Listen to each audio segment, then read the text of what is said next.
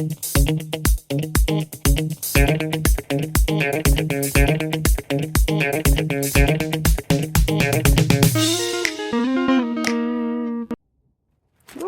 hi.